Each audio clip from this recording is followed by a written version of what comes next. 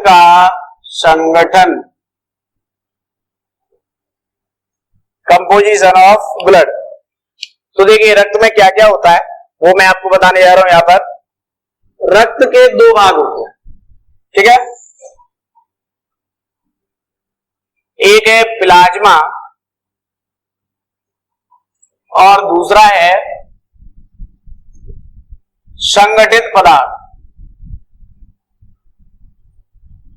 पहला है प्लाज्मा और दूसरा है संगठित पदार्थ। रक्त में 55% पाया जाता है प्लाज्मा और 45% पाया जाता है संगठित पदार्थ। 55 और 45 कितने हो गए? 100%। इंटेलिजेंट बच्चे हैं, इतना गणित तो समझते ही है, ठीक है। यानी 100%। तो प्लाज्मा है 55% और संगठित पदार्थ 45%। अब देखिए प्लाज्मा में क्या क्या होता है। प्लाज्मा में क्या क्या पाया जाता है वो यहां देखें। प्लाज्मा के हमने दो भाग कर दिए, ठीक है। तो यहां पर जल पाया जाता है और दूसरा है अन्य घुले हुए पदार्थ। अन्य घुले हुए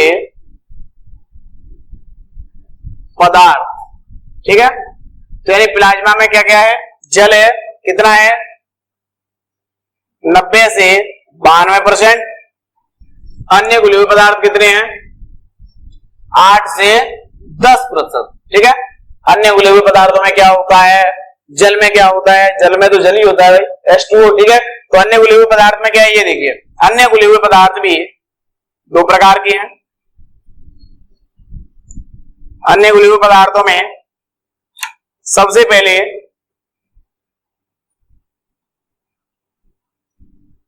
इनको डिवाइड कर देते हैं दो भागों में। कार्बनिक, आपको अच्छे तरीके से समझ में आएगा, कार्बनिक पदार्थ और दूसरा है अकार्बनिक पदार्थ, ठीक है। कार्बनिक पदार्थ और अकार्बनिक पदार्थ दो प्रकार के पदार्थ हैं, अन्य जो घुले हुए पदार्थ हैं। अब कार्बनिक पदार्थ में कौन कौन से होते हैं वो देखिए। सबसे पहले हम बात करें प्रोटीन। प्रोटीन होती है 7 से 8%, ठीक है। 8 से 10% अन्य घुले हुए पदार्थ हैं, ठीक है। तो इसमें 8% से अधिक, 8% से अधिक तो होते हैं कार्बनिक पदार्थ और 1% से कम, 1% से कम क्या है? अकार्बनिक पदार्थ है, ठीक है। कार्बनिक पदार्थ में भी प्रोटीन 7 से 8% है, ठीक है। प्रोटीन कौन कौन सी है ये हम आगे बात करेंगे। दूसरा है ग्लूकोज, ग्लूकोज, ठीक है। तीसरा है वशीय अम्ल, ग्लिसरॉल, ठीक है। अगला है अमीनो अम्ल, ठीक है। अगला है यूरिया, यूरिक अम्ल। अगला है हार्मोन, एंजाइम, ठीक है। ये आपके कार्बनिक पदार्थ। कार्बनिक पदार्थ में आपकी प्रोटीन, ग्लूकोज, वशीय अम्ल, ग्लिसरॉल, अमीनो अम्ल, यूरिया, यूरिक अम्ल, हार्मोन, एंजाइम आदि, ठीक है। ये हो गए आपके कार्बनिक पदार्थ। कार्बनिक पदार्थों में क्या क्या होता है? Na+, K+, Cl-, Ca2+, Mg2+, ठीक है। SCO3- H2PO4, ठीक है। यानी ये है जल अपघट्य। ये जल अपघट्य पाए जाते हैं अकार्बनिक पदार्थों में। इसके अतिरिक्त गैस, गैस में क्या क्या है? CO2, N2, O2, ठीक है। यानी कार्बन डाइऑक्साइड, ऑक्सीजन, नाइट्रोजन, ठीक है। ये पाई जाती है आपकी अकार्बनिक पदार्थों में क्योंकि ये गैस है, ठीक है। ये है जल अपघट्य, ठीक है। तो आपको समझ में आ गए होंगे। इधर हम बात करें कार्बनिक पदार्थ में प्रोटीन 7 से 8%। कौन कौन सी होती है देखिए। यहां पर प्रोटीन है वो 4 प्रकार की हैं। एल्ब्यूमिन, दूसरी है ग्लोब्यूलिन, तीसरी है प्रोथ्रोम्बिन और अगली है फाइब्रिनोजन।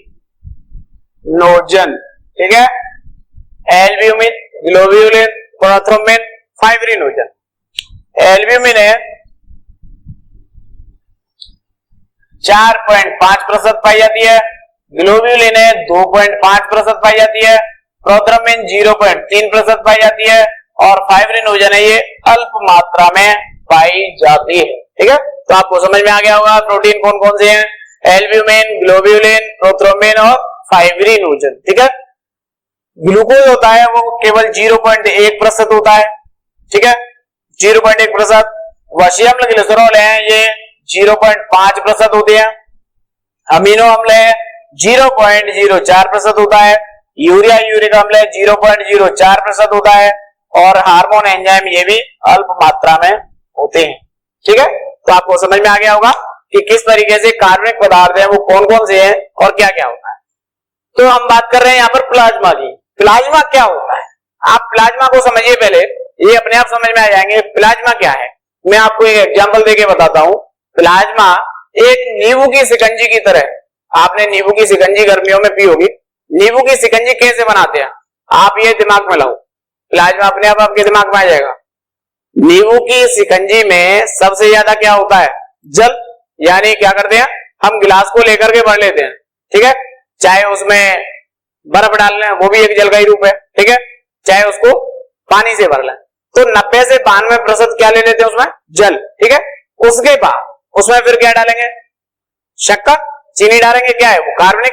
ठीक है, तो आपने शक्कर डाला यानी कार्बनिक पदार्थ हो गया।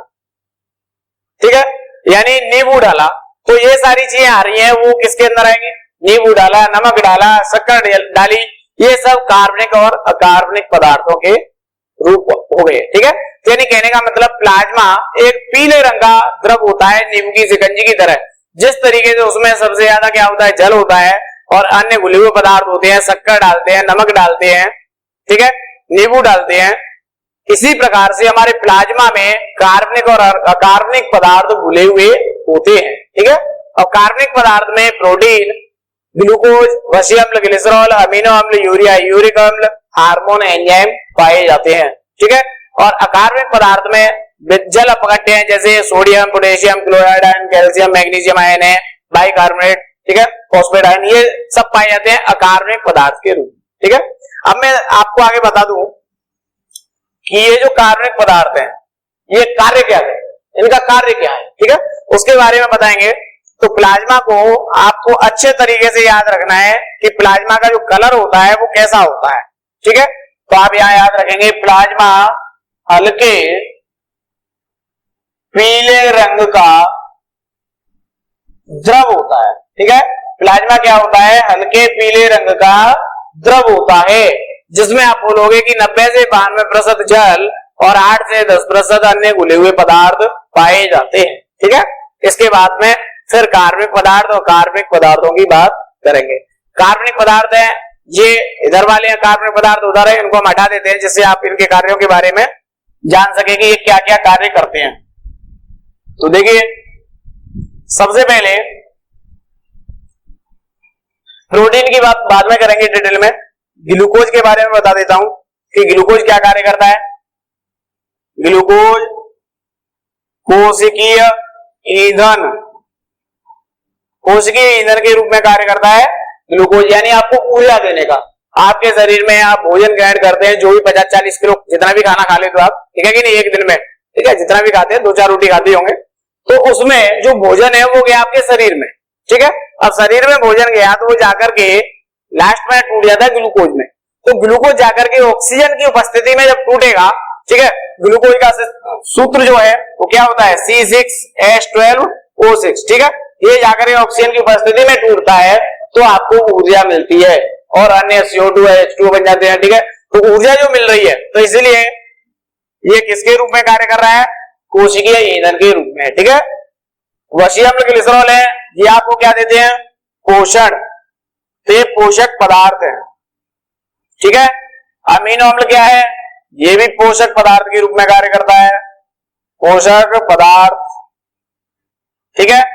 अमीनो अम्ल पोषक पदार्थ के रूप में कार्य कर रहा है।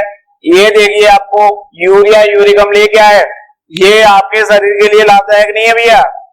यूरिया यूरिक अम्ल ये है उत्सर्जी पदार्थ, यानी इनको हमें शरीर से बाहर फेंकने की जरूरत है, ठीक है। तो उत्सर्जी पदार्थ है ये हमारे शरीर के लिए आवश्यक नहीं है, इनको बाहर निकालने की आवश्यकता होती है, ठीक है। नीचे देखें हार्मोन एंजाइम, ये नियामक पदार्थ होते हैं, हमारे शरीर में कार्य करते हैं।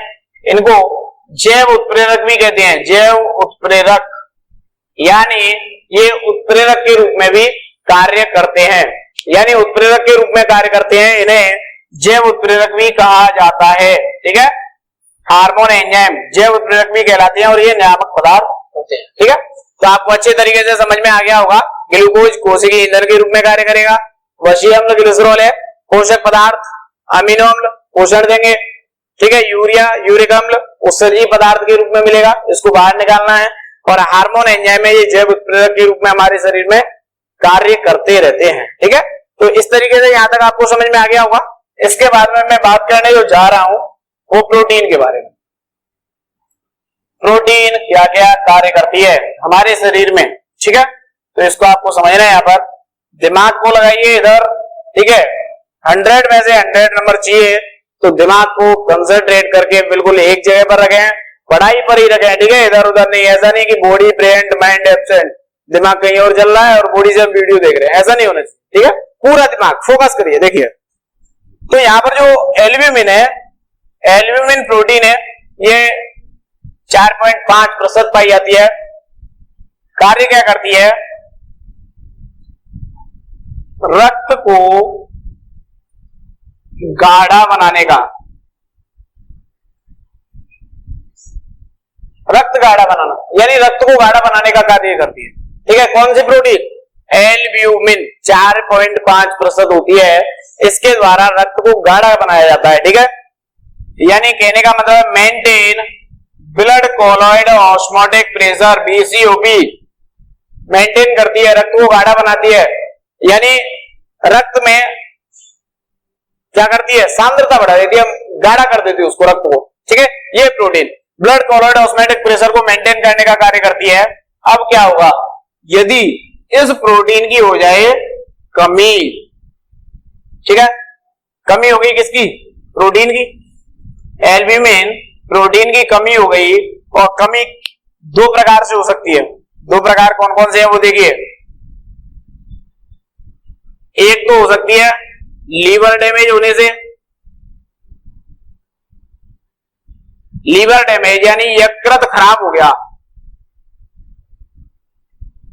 ठीक है, यकृत के खराब होने पर। और दूसरा किडनी डैमेज होने से, ठीक है, यानी किडनी खराब हो गई, किडनी को हिंदी में वृक्क बोलते हैं, यानी वृक्क खराब हो गए, ठीक है। तो यानी कहने का मतलब यह है कि जो एल्ब्यूमिन प्रोटीन है इसकी कमी दो कंडीशन में हो सकती है, या तो किसी का लीवर खराब हो जाए, यकृत खराब हो जाए, या किसी का वृक्क किडनी खराब हो जाए। अब इन कंडीशन में क्या होगा कि जब ये खराब हो गए तो क्या होगा, एल्ब्यूमिन प्रोटीन की कमी हो जाएगी और ब्लड कोलॉइड ऑस्मोटिक प्रेशर है इसमें क्या हो जाएगी, कमी हो जाएगी। ब्लड कोलॉइड ऑस्मोटिक प्रेशर कम हो जाएगा, एल्ब्यूमिन प्रोटीन नहीं होगी तो रक्त कैसा हो जाएगा, पतला, ठीक है, रक्त पतला हो जाएगा, ब्लड कोलॉइड ऑस्मोटिक प्रेशर कम हो जाएगा, तो इससे एक बीमारी उत्पन्न हो जाती है जिसे कहते हैं पिटिंग इडीमा, पिटिंग इडीमा, ठीक है। पिटिंग इडीमा इसको हिंदी में बोलते हैं गड्ढा पड़ने वाली सूजन, गड्ढा पड़ने वाली सूजन, गड्ढा पड़ने वाली सूजन, ठीक है। यानी कहने का मतलब यह है कि जब किसी व्यक्ति में एल्ब्यूमिन प्रोटीन की कमी हो जाती है तो उसका ब्लड कोलॉइड ऑस्मोटिक प्रेशर है वो कम हो जाएगा, और कम होने से उसका रक्त है वो पतला हो जाएगा, पतला होने से उसे बीमारी हो जाएगी, उसका नाम है पिटिंग एडिमा। यानी कहने का मतलब यह है कि उसके हाथ पैर फूल जाएंगे। अब जैसे किसी ने यहां पर दबाया, किसी को पिटिंग एडिमा है, दबाओगे तो वहां पर थोड़े टाइम के लिए गड्ढा बन जाएगा, ठीक है, कुछ समय के बाद फिर वो नॉर्मल हो जाएगा, लेकिन उस समय क्या है, क्योंकि उसमें तरल भरा हुआ है, ठीक है, तो इसे हम कहते हैं पिटिंग एडिमा यानी गड्ढा पड़ने वाली सूजन, ठीक है, अच्छे से समझ में आ गया होगा। दूसरी हम बात करेंगे ग्लोब्यूलिन प्रोटीन के बारे में, ठीक है। ग्लोब्यूलिन प्रोटीन है, ये प्रतिरक्षा तंत्र की सक्रियता को बढ़ाती है, प्रतिरक्षा तंत्र की सक्रियता को बढ़ाने का कार्य करती है, इम्यूनिटी सिस्टम, ठीक है, प्रतिरक्षा तंत्र की सक्रियता को क्या कर देती है, बढ़ा देती है। जब ग्लोब्यूलिन प्रोटीन हमारे शरीर में रहेगी तो हमारा इम्यूनिटी सिस्टम है वो मजबूत रहेगा, हमें बीमारियां उत्पन्न नहीं होगी, ठीक है, तो ये प्रतिरक्षा तंत्र की सक्रियता को बढ़ाने का कार्य करती है। अब जो दो प्रोटीन बची हुई है, प्रोथ्रोम्बिन और फाइब्रिनोजन, ये क्या कार्य करती है, देखिए इनका दोनों का समान कार्य होता है। प्रोथ्रोम्बिन और फाइब्रिनोजन रक्त स्कंदन की क्रिया का कार्य करती हैं, ठीक है, यानी जब हमारे शरीर में किसी स्थान पर चोट लग जाती है और वहां से रक्त जब बाहर निकलता है तो आपने देखा होगा कुछ समय बाद उस स्थान पर गहरे लाल भूरे रंग का क्या बन जाता है, थक्का, यानी रक्त जमने लग जाता है, ठीक है, जिसे हम रक्त का थक्का कहते हैं। तो रक्त स्कंदन का कार्य करने में सहायता कौन सी प्रोटीन करती है, प्रोथ्रोम्बिन और फाइब्रिनोजन। कैसे करती हैं, ये इसी चैप्टर में आगे हम आपको बताएंगे कि रक्त स्कंदन होता कैसे है, ठीक है। तो आपको यहाँ पर केवल यही समझना है कि एल्ब्यूमिन प्रोटीन है वो क्या कार्य कर रही है, ठीक है, एल्ब्यूमिन प्रोटीन है, ग्लोब्यूलिन प्रोटीन क्या कार्य कर रही है, प्रोथ्रोम्बिन और फाइब्रिनोजन क्या कार्य कर रही है, ठीक है। तो चारों प्रोटीन के कार्य आपको समझ में आ गए होंगे और कितनी मात्रा पाई जाती है ये भी हमने आपको बता दिया, ठीक है। इसके बाद हम बात करने वाले हैं संगठित पदार्थों के बारे में, ठीक है, यानी प्लाज्मा कंप्लीट हो गया, संगठित पदार्थों के बारे में बात करेंगे। लेकिन मैं आपको एक क्वेश्चन पूछ लेता हूं कि यदि हमने प्लाज्मा में से प्रोटीन को हटा दिया तो उसे क्या बोला जाएगा।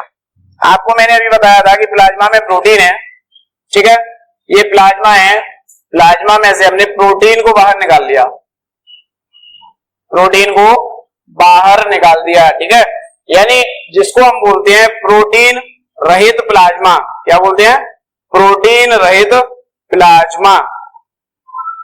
ऐसी कंडीशन आती है जब हमारे शरीर में चोट लग जाती है, रक्त बाहर निकलता है और थक्का जम जाता है, तो उस स्थान पर आपने देखा होगा कुछ समय बाद तरल बाहर निकलता रहता है, पानी जैसा, यानी तरल निकलेगा पीले रंग का, ब्लड नहीं है वो, लेकिन तरल निकल रहा है, तो वो है क्या, वो है प्रोटीन रहित प्लाज्मा, ठीक है, यानी उसमें प्रोटीन नहीं है, प्रोटीन उपयोग कर ली गई रक्त का थक्का बनाने में, ठीक है, आरबीसी डब्ल्यूबीसी प्लेटलेट्स सब वहीं पर बंद हो गए, बाहर निकलना बंद हो गया, तो बाहर क्या निकल रहा है, पानी, और पानी में घुले हुए पदार्थ, यानी कहने का मतलब प्लाज्मा, ठीक है। तो प्रोटीन रहित प्लाज्मा को सीरम कहते हैं, क्या है वो, सीरम, ठीक है साहब, क्या निकल रहा है बाहर, सीरम निकल रहा है। आपसे कोई पूछे कि क्या बाहर निकलता है भाई, जब रक्त का धक्का बन जाता है तो उसके बाद में क्या बाहर निकलता है, सीरम, ठीक है, तो प्रोटीन रहित प्लाज्मा को सीरम कहते हैं, ठीक है। इसके बाद में हम बात करेंगे संगठित पदार्थों के बारे में। संगठित पदार्थ हैं ये 45% हैं। संगठित पदार्थ में एरिथ्रोसाइट, दूसरा है ल्यूकोसाइट, तीसरा है थ्रोम्बोसाइट। एरिथ्रोसाइट, ल्यूकोसाइट और थ्रोम्बोसाइट, ठीक है। एरिथ्रोसाइट को हम कहते हैं आरबीसी, आपने सुना होगा नाम, ठीक है, ये रामगोपाल बायोलॉजी क्लासेस नहीं है, आरबीसी है, ठीक है। एरिथ्रोसाइट लाल रुधिर कणिका, रेड ब्लड कॉर्पसल्स, ठीक है, R for red, B for blood, C for corpuscles, ठीक है, रेड ब्लड कॉर्पसल्स, एरिथ्रोसाइट। दूसरा है ल्यूकोसाइट, डब्ल्यूबीसी, ठीक है, व्हाइट ब्लड कॉर्पसल्स। तीसरा है थ्रोम्बोसाइट, इसको प्लेटलेट बोलते हैं, पट्टिकाडु, ठीक है, हिंदी में आपको बताइए लाल रुधिर कणिका, श्वेत रुधिर कणिका और प्लेटलेट यानी पट्टिकाडु, पट्टिकाडु, इनको आप पढ़ोगे, तीनों के बारे में हम यहाँ पर बारी बारी से अध्ययन करेंगे, ठीक है। तो एरिथ्रोसाइट क्या होती है, ल्यूकोसाइट क्या होती है और थ्रोम्बोसाइट क्या होती है, ठीक है।